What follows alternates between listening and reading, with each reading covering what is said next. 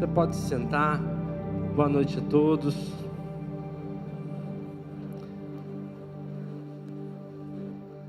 Estamos na nossa série Retorno, estudando os profetas menores, e essa é a quinta palavra.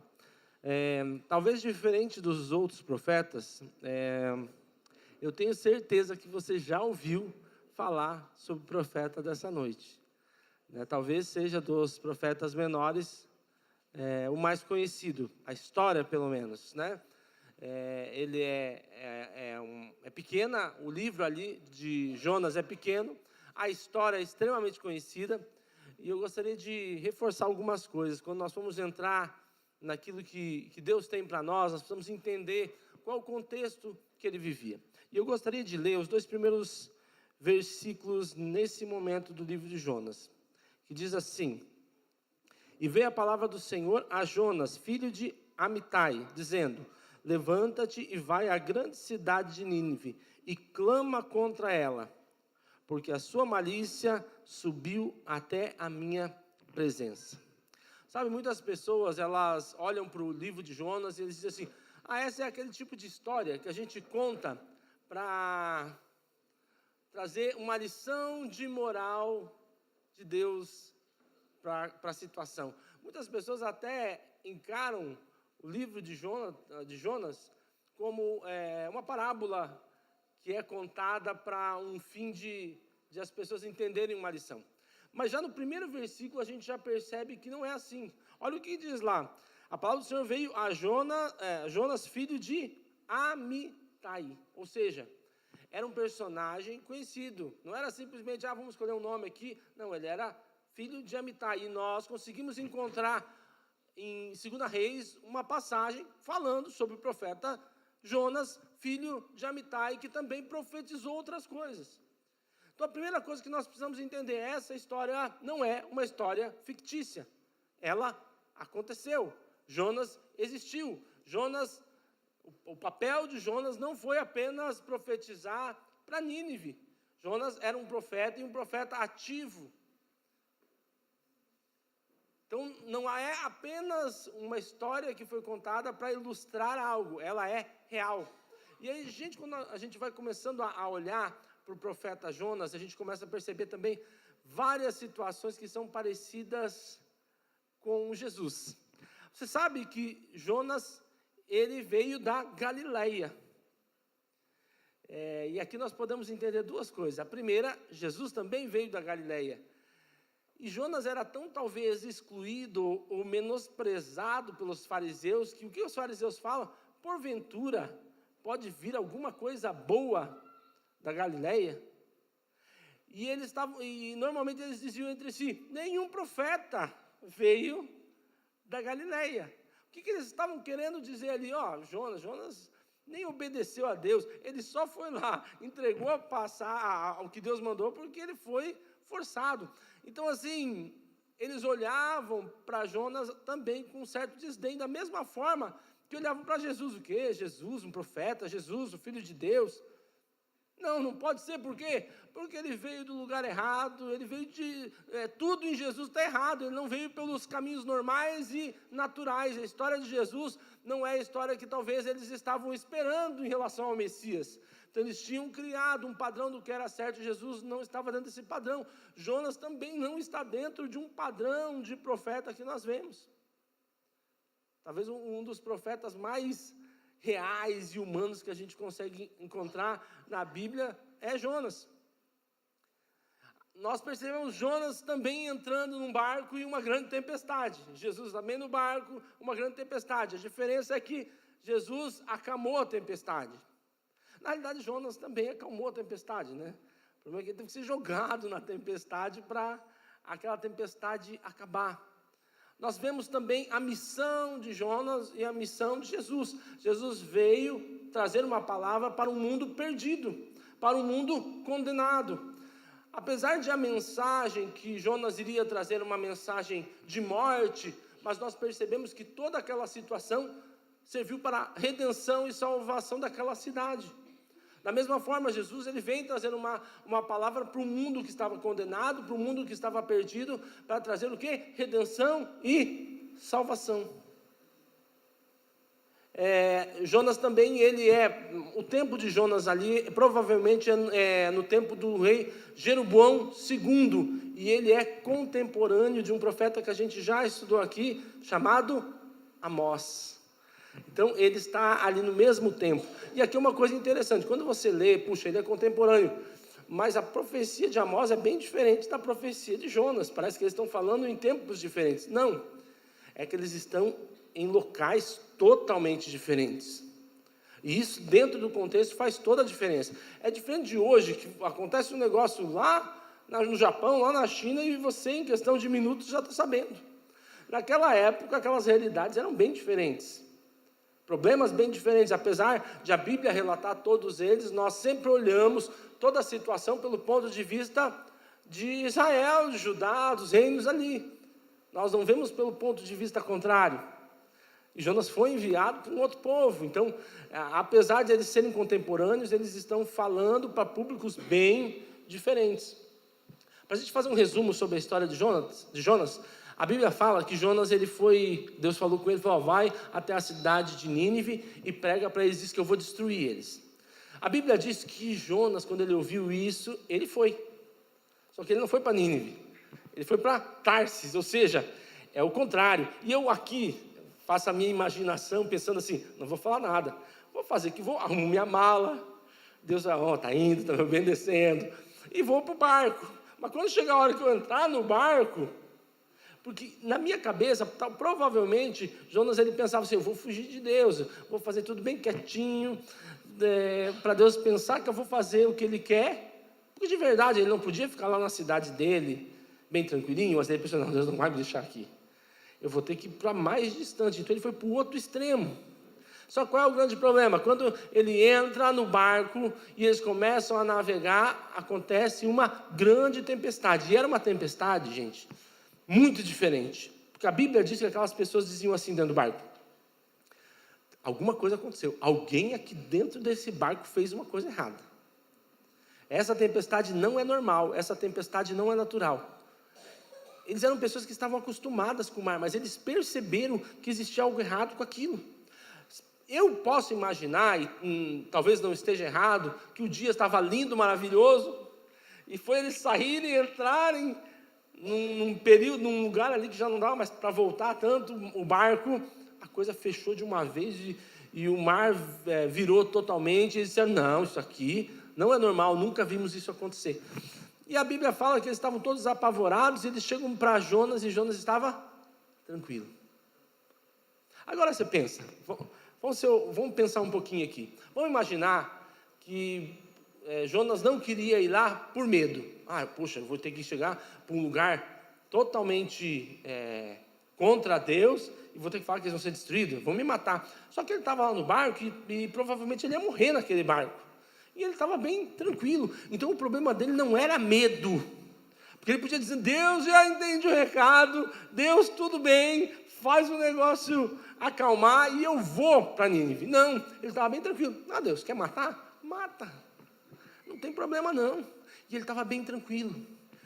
A Bíblia diz que eles tiram sorte, né? E aí a palavra diz assim, e a sorte caiu sobre Jonas. Não sei que sorte é essa, né? Mas caiu sobre ele. E eles disseram, o que você fez? E ele falou, realmente, eu sou um profeta de Deus e estou desobedecendo a Deus. Como é que nós resolvemos isso? Eles perguntam para Jonas, me joguem no mar e acabou. Eu vou morrer e a tempestade vai acabar e tudo vai voltar ao normal. E eles falaram assim, não podemos fazer isso. Você é um homem de Deus, nós vamos matar você, o teu sangue vai vir sobre nós. Só que a tempestade vindo cada vez mais forte, e aqui é algo que a gente tem que entender. Às vezes a gente é cheio de convicção, mas quando a tempestade vem, você começa a mudar as suas convicções. E eles começaram, talvez o sangue dele não seja tão assim, porque ele também está desobedecendo, Deus também já está querendo matar ele, então não custa assim jogar ele na água.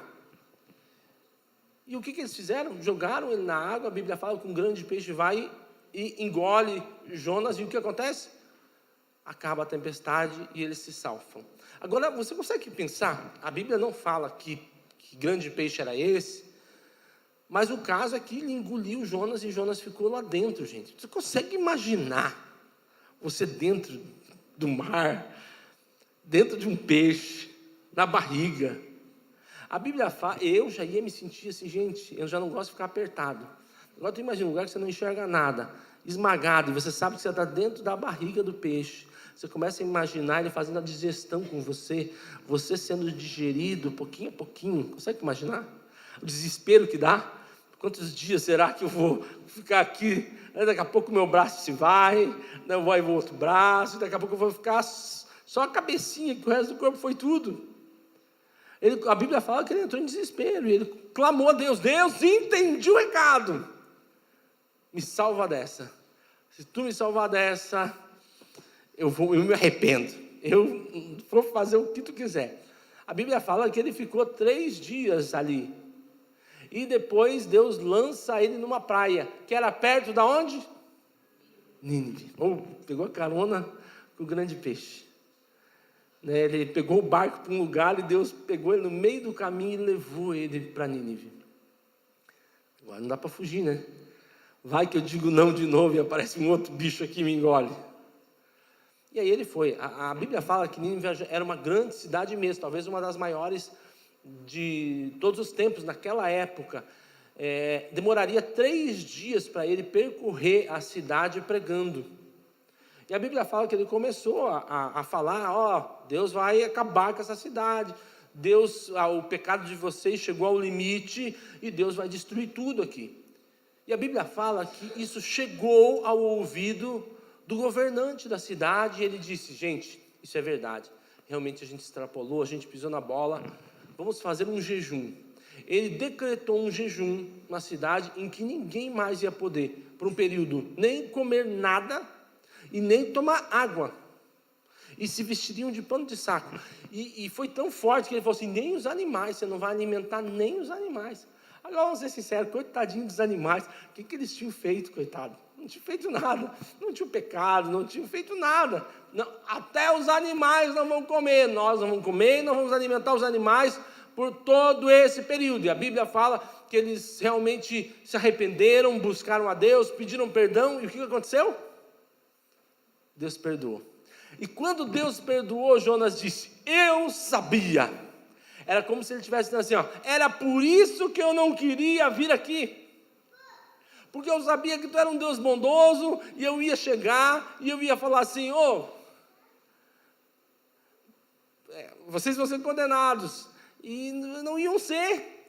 E pensa, para um profeta, qual é a pior coisa? Eu profetizar e o que eu falar não ser verdade, não acontecer. Profecia falsa. Então ele vai lá e diz, cidade será destruída. E Deus diz, não, Jonas, mudei de ideia. Deus, como é que fica agora a minha moral? Como é que eu fico agora aqui? Eu disse que vai ser, tem que destruir, porque eu falei e a coisa tem que acontecer. E a Bíblia fala que ele fica altamente chateado com isso. E Deus fala assim, por que você está chateando? Várias pessoas iam morrer, uma cidade inteira ia ser destruída, e você está preocupado com o quê? Porque eu retrocedi no que eu ia fazer, porque eles se arrependeram. Em vez de você ficar feliz que uma cidade inteira se arrependeu, você está triste porque a tua profecia não vai se cumprir. Sabe, isso me lembra da parábola que Jesus conta no Novo Testamento, daqueles homens que o Senhor começou a contratar durante o dia para trabalhar na vinha. Então de manhã cedo ele começa a contratar e fala assim, eu vou te pagar tanto. E ele vai contratando durante o dia. E quando chega no final do dia ele contrata, vamos imaginar aqui um período de trabalho de 8 horas. Então ele contrata os primeiros do dia que vão trabalhar 8 horas no dia. E ele contrata uns que trabalharam 1 hora só. Foi no finalzinho do dia, tipo 5 horas da tarde, ele falou, vem, trabalha aqui. E esse senhor da vinha, ele começa a pagar do último. E ele chega para o último e fala assim, tá aqui, 1 denário, que era o que ele tinha combinado com os outros. O primeiro, o que chegou primeiro, diz assim, se ele pagou para o cara que trabalhou 1 horinha, isso, quanto ele vai pagar para mim? Só que o que aconteceu? Foi passando, e todo mundo recebeu a mesma coisa. Aí os últimos ficaram indignados. O que é isso? A gente trabalhou muito mais do que eles e ganhamos a mesma coisa. E ele pergunta: o que é que eu combinei com você? Eu não paguei o que foi combinado? Eu por acaso estou te devendo algo? Por que você está chateado? Porque eu fui bondoso com o outro. O dinheiro não é meu? Eu não pago quanto eu quero para quem eu quiser. Se eu quiser contratar um cara para não fazer nada e pagar para ele, eu faço, o dinheiro é meu, eu faço o que eu quiser. Por que tu se incomoda? Sabe, está dentro desse contexto. E essa parábola, ela está falando sobre salvação. Está dizendo que pessoas que vão chegar antes, talvez vão fazer muito para o reino de Deus antes, e algumas que vão chegar no último momento, e todos vão ganhar o mesmo salário, que é a salvação. Sabe, Jonas aqui estava indignado com a situação, porque ele estava preocupando muito mais com o nome dele, com quem ele era, e não estava preocupado nem um pouco com aquele povo. E aqui me leva ao primeiro ponto que nós precisamos analisar. Nós precisamos aprender a perdoar os nossos inimigos. Quando você olha para a Síria, que era o local onde Nínive estava, eles eram os mais terríveis na batalha em relação quando eles pegavam os prisioneiros. Eles pegavam os líderes do povo, reis, eles furavam os olhos, eles pegavam os chefes do povo e torturavam. Eles não deixavam a cultura de forma nenhuma, eles destruíam toda a cultura daquele povo. Então eles eram terríveis, e Jonas sabia disso. Sabe, quando a gente olha para esse tipo de situação, muitas vezes a gente começa a olhar assim: Deus, eles merecem, Deus, eles têm que morrer mesmo, realmente eles merecem essa destruição, porque eles foram terríveis. Sabe como a gente olha isso muitas vezes? É quando a gente vê cristão que não entende o que a palavra diz. Olha o que a Bíblia fala. Qual é a vantagem, ou que diferença há, ou de que dificuldade há em você amar quem é amável, ou quem te ama? Pensa assim, uma pessoa que é agradável contigo, uma pessoa que faz tudo para você, que só te diz palavras, elogios. É fácil amar essa pessoa? A Bíblia diz que isso aí qualquer um faz. Não precisa ter nada para você amar quem te ama. Agora, amar o seu inimigo é diferente. E aqui é o ponto. Amar quem não é amável é diferente. Amar quem te persegue é diferente. E dentro desse contexto, Deus demonstrou um grande amor por aquele povo, que era um povo terrível. Para Israel, para Judá, ele era um povo terrível. Só que Deus demonstrou uma compaixão e um amor gigantesco, mesmo para aqueles que eram inimigos. Mas Jonas não conseguia entender isso, porque ele estava pensando muito mais na vingança, muito mais nele, muito mais na vontade dele, no que aquilo representava para ele, do que no que Deus estava pensando. Eu me lembro uma vez que eu fui numa concessionária, eu conversando com o rapaz na concessionária, e ele me contou uma história. Eu estava conversando com ele, falei que eu era pastor, ele disse: olha, um dia veio um pastor aqui. E aí ele consertou o carro dele e tal, e o carro deu um problema. E quando ele voltou, aqui ele entregou o carro e falou assim: olha, eu sou ungido do Senhor, e vocês não cuidaram bem do meu carro. Se esse carro não ficar bem consertado, a mão de Deus vai pesar sobre vocês. Aí o cara me contando: meu Deus, que arrogante. Ele falou assim: aquele homem era muito arrogante, nunca que eu iria na igreja dele, ele me disse. E ele está certo. Nem você e nem eu deveríamos ir na igreja de uma pessoa que tem um pensamento desse, que é totalmente anticristão. Ele devia chegar lá com todo amor, com todo carinho: ó, deu errado, né, e tal, não tem problema, vamos orar aqui, esse carro, vocês vão descobrir qual é o problema, qual é a dificuldade, eu tenho certeza que vai dar tudo certo. Sabe, você demonstraria o caráter de Deus de uma forma muito melhor. Às vezes a gente ouve pessoas falando assim: tem que matar esses bandidos, eu sou a favor da pena de morte, isso e aquilo. Sinto te dizer, isso não tem a ver com o cristianismo. Eu não estou dizendo que amanhã talvez o Brasil não vá ter pena de morte ou não, Mas de verdade, eu não quero estar do lado das pessoas que estão dispostas a matar outras pessoas. Eu quero estar do lado das pessoas que estão dispostas a ajudar aquela pessoa a ser regenerada, ser salva. Porque quando você diz que essa pessoa não tem mais jeito, você está dizendo que Deus não tem poder para transformar. Quando você, muitas vezes a gente vai atender um casamento, eu tenho na minha cabeça o seguinte: eu sou um agente de transformação naquele casal. Às vezes a mulher conta coisas do marido, e o marido conta coisas da mulher, que dentro de mim, assim, vem aquela vontade de dizer assim: cara, sai desse negócio, você está lascado, coisas terríveis. Mas eu penso, Deus pensa assim? Não, eu sou um canal de transformação da vida das pessoas. Eu creio sim que esse casamento, por mais terrível que esteja, pode sim ser restaurado. Então, eu escolhi ser um canal de transformação. E de verdade, não é que eu escolhi, é que o cristianismo está dentro disso, de eu transformar inimigos em amigos, pelo poder da nossa oração, pelo poder da nossa atitude. Aquelas pessoas estavam totalmente fora da vontade de Deus, mas se arrependeram e se transformaram, e Deus restaurou aquelas pessoas. Então entenda, o que você está construindo? Inimigos, e você está olhando com um olhar altivo para as pessoas, está dizendo: olha só aquele mundano, aquela pessoa é um pecador. Ou você está olhando com um olhar de compaixão, dizendo: Deus, salva aquela vida. Deus, o que eu posso fazer para mostrar para aquela vida quem Tu és, para que ela Te conheça e possa ser totalmente sarada e restaurada. É uma escolha. Segunda coisa que nós aprendemos nessa passagem: nós não devemos deixar a amargura tomar conta do nosso coração. Então entenda, ele via aquele povo como um inimigo, e ele achava extremamente justo a destruição. E ele só não queria ir lá falar isso, porque ele sabia que Deus pensava diferente. Tanto é que quando a coisa acontece, ele diz: Deus, eu sabia que isso ia acontecer, que você ia perdoar. Então o problema dele não era ir lá e dizer sobre a destruição, era saber que Deus ia voltar atrás naquilo e ia salvar eles. Ele não queria que aquilo acontecesse. Não fala nada, Deus, só chega lá e mata. Todo mundo vai gostar, vai ter uma festa em Israel, se tu matar todo aquele povo lá, vai ser muito bom. Ele não queria, porque ele sabia o que Deus pensava. E aqui entra a ideia da amargura. Às vezes nós criamos uma falsa expectativa em relação às coisas.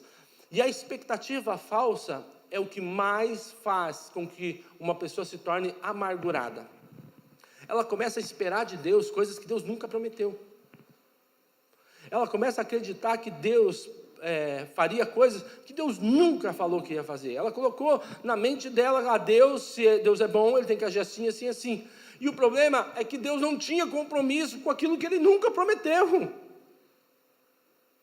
E a pessoa se frustra e fica amargurada.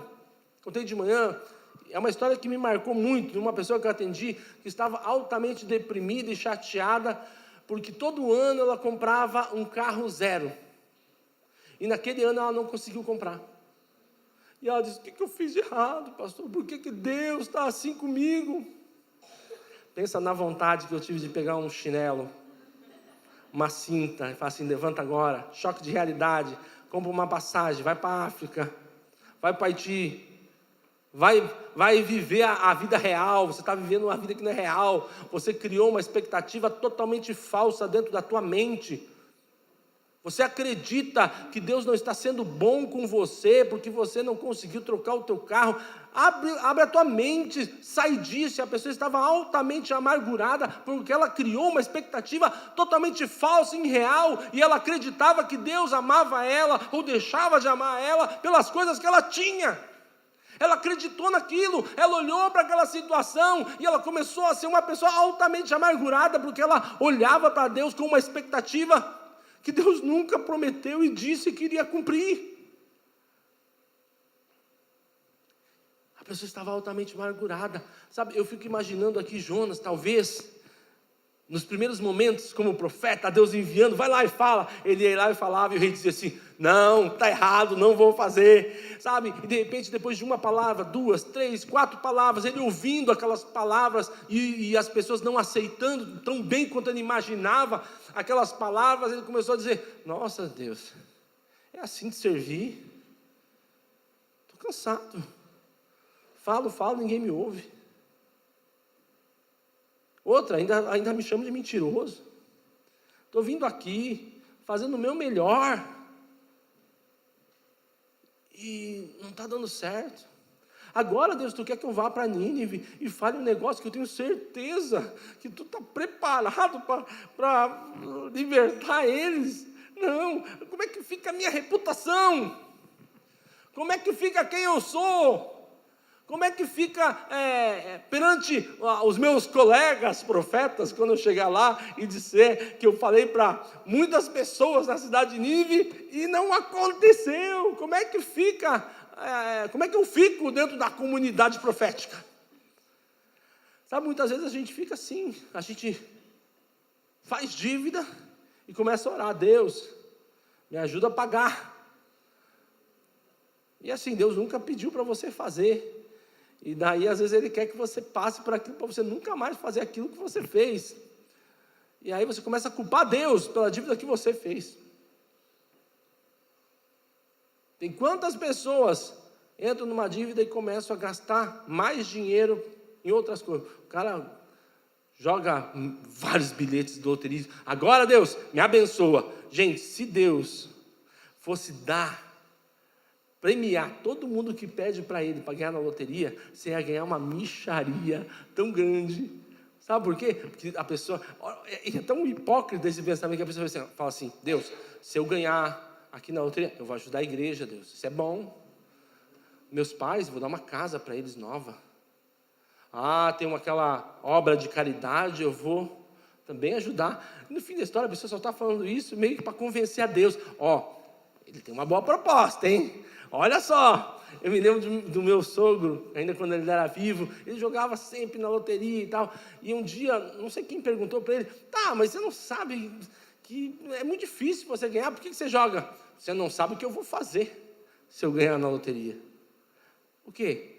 Eu vou construir uma igreja.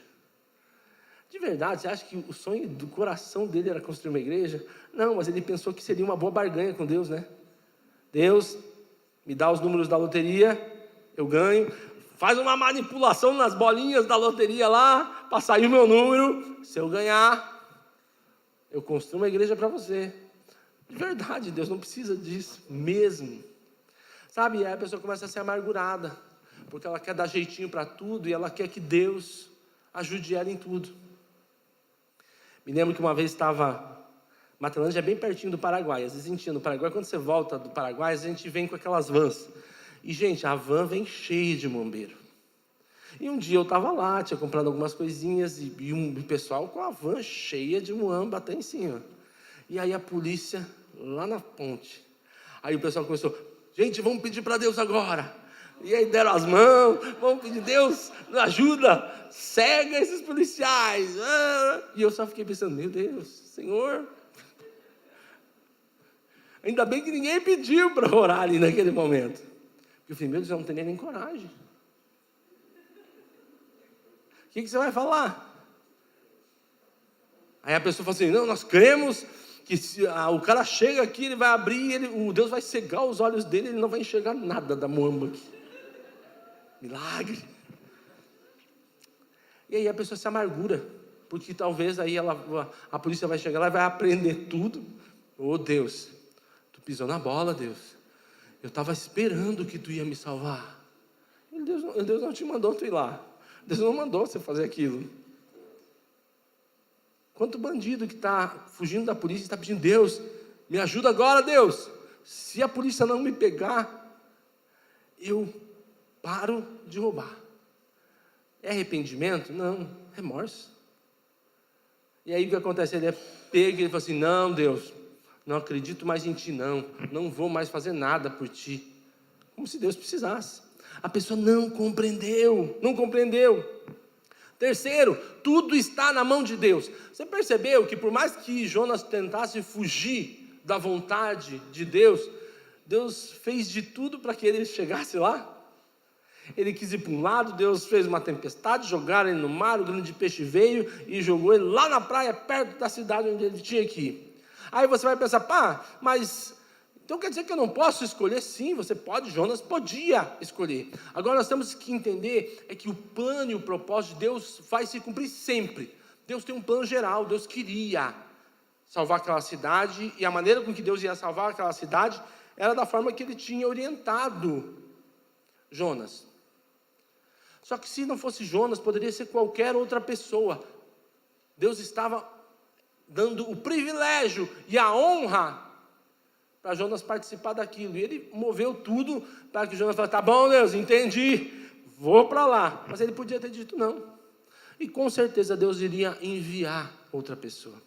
Então nós precisamos entender o que é a soberania de Deus.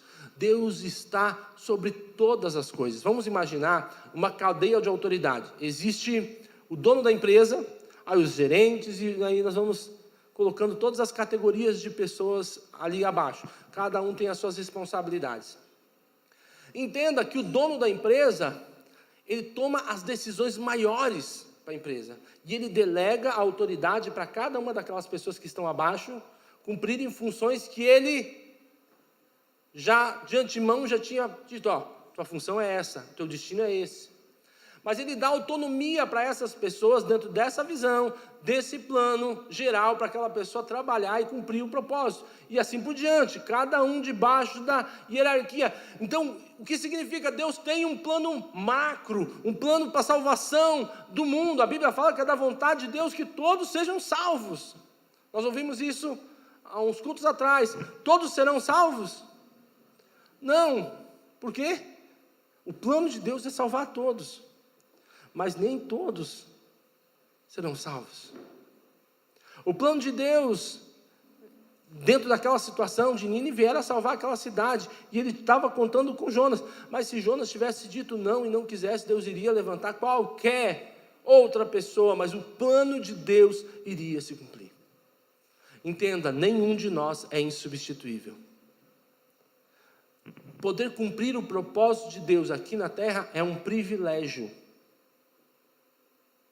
Eu gosto muito do que Paulo fala, que ele fala assim, que é um privilégio padecer por amor a Cristo.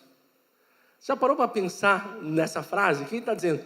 É um privilégio eu ter os meus sofrimentos por aquilo que eu faço pelo reino. Então, essas perseguições, quando eu prego o evangelho, os lugares que eu vou, que eu não sou aceito, é um privilégio Deus ter me escolhido para passar por tudo isso e para levar a palavra. Isso é um privilégio. Eu me lembro quando eu casei, eu falei para minha esposa assim, olha, você tem noção, era antes da gente casar, a gente conversou bastante sobre isso, eu falei, você tem noção que quando a gente casar a gente não tem nada? A gente não tem nada. Eu não tenho um carro, eu não tenho uma casa, eu não tenho nada. Você sabe disso, você entende isso. E de verdade, eu não vou trabalhar para ter um carro, eu não vou trabalhar para ter uma casa. Esse não é o meu desejo. Eu falei, fui muito claro com ela, para ela não casar iludida. Eu falei, esse não é o meu desejo. Se eu tiver uma casa, se eu tiver um carro, tudo isso vai ser um a mais para a minha vida. Mas a minha função não é essa. O meu desejo e o que eu quero plantar para a minha vida e para o meu futuro não é ter essas coisas. Então, entre eu fazer o que Deus tem para mim e ter essas coisas, eu vou sempre optar em fazer aquilo que Deus tem para mim. Sempre. Você entendeu? Eu falei para você, entendeu isso? Então, não case enganada comigo. Não case enganado, porque tudo que a gente tiver vai ser só lucro. Aí eu me lembro que eu falei para ela assim, porque Deus me deu o privilégio de padecer por amor a Ele. Isso é um privilégio. Sabe, essa é a soberania de Deus. O reino de Deus vai acontecer comigo ou sem mim. Mas eu quero estar lá. E eu quero fazer tudo aquilo que Ele preparou para que eu fizesse. E quarto e último, Arrependimento é o caminho. O plano de Deus sempre é levar o ser humano ao arrependimento. Eu já falei para vocês aqui que remorso e arrependimento tem uma diferença. Se uma pessoa, ela assalta uma casa e ela é pega, ela diz, se eu soubesse, eu nunca tinha assaltado aquela casa. Isso é remorso. Porque se ela não fosse pega naquele assalto, ela ia continuar assaltando. Ela parou de assaltar porque ela foi presa. E ela está sofrendo e dizendo que ela não faria, porque agora ela vai ter que pagar por aquilo que ela fez. Então isso não é arrependimento, isso é remorso. Eu estou sofrendo a consequência. Você sabe que tem muitas pessoas dentro da igreja que não se arrependeram, mas estão com remorso, com medo de ir para o inferno. Não, eu tenho que fazer tudo bem certinho, porque o inferno não é fácil. Eu me lembro de um rapaz que ele chegou para o outro, os dois estavam conversando, e os dois estavam totalmente bêbado e drogado. Só que um deles era um cara desviado da igreja. E aí ele pegou, eles falando sobre várias coisas malucas ali, totalmente drogados, e um falou para o outro assim, você sabe que no inferno a gente vai queimar para sempre. E o outro, não, que é isso? É assim. Ele falou assim, estenda a tua mão. Daí o cara estendeu a mão, ele pegou o isqueiro e colocou o isqueiro embaixo, o cara tirou a mão. O inferno é assim, sem parar. E ele falou assim, você pode ir para o inferno, eu não. A partir de agora eu quero... Sabe, gente, só que isso não muda uma pessoa. Porque o que motivou aquela pessoa a parar com o que ela estava fazendo é o medo da pena. O medo de ir para o inferno. E o reino de Deus e o evangelho não é sobre isso. O evangelho não é sobre medo de ser condenado, mas a alegria de ter sido salvo. E o privilégio de ter entendido o que Jesus fez por mim e ser totalmente apaixonado por Jesus a ponto de eu dizer, é isso que eu quero para a minha vida. A minha mente foi alterada, a minha mente foi mudada por aquilo que aconteceu, e eu escolho porque eu quero, não porque eu terei consequências se eu não andar naquele caminho, mas porque eu terei privilégios em andar naquele caminho, de estar junto com Deus, no reino de Deus, participando do propósito de Deus, entendendo tudo aquilo que Deus tem para mim. Quando eu entendo isso, isso sim realmente é arrependimento. Muitas pessoas têm medo. Se Jesus viesse hoje, às vezes você faz aquela pergunta, se Jesus viesse hoje, querido, se você tem medo do que aconteceria se Jesus viesse hoje, você não, de verdade, você não entendeu o que é arrependimento e nova vida. Querido, você erra, eu erro, nós falhamos às vezes todos os dias, alguns mais graves, outros menos graves, mas nós estamos num processo de aperfeiçoamento.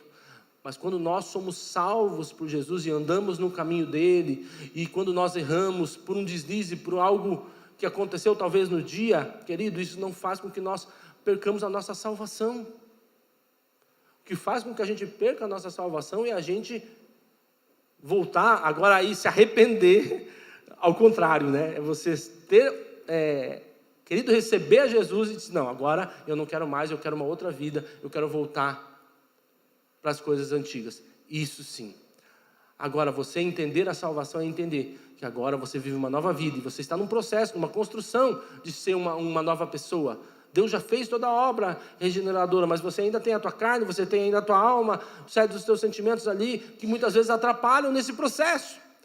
Mas você é salvo. Por quê? Porque você se arrependeu, e você entrou no reino, porque você ama Ele, e entendeu que aquilo que Ele tem para você é muito melhor do que aquilo que o mundo tem. Se coloca de pé nesse momento.